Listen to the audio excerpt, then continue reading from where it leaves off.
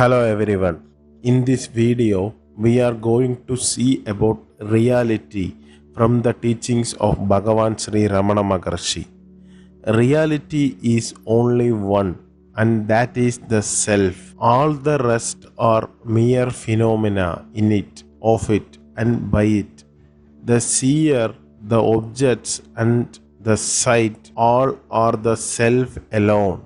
The only permanent thing is reality, and that is the self. You say, I am going, I am speaking, I am working, etc. Hyphenate I am in all of them. Thus, I am, that is abiding and fundamental reality. You know that you are. You cannot deny your existence at any moment of time, for you must be there in order to deny it.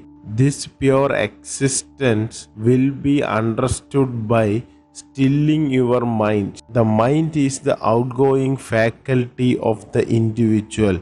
If that is turned within, it becomes still in course of time, and that I am alone prevails.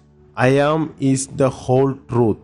If you have any suggestion regarding this video, let me know in the comment section below. If you are new to this channel, press the subscribe button and the bell icon near it so that you don't miss any video updates. Thank you.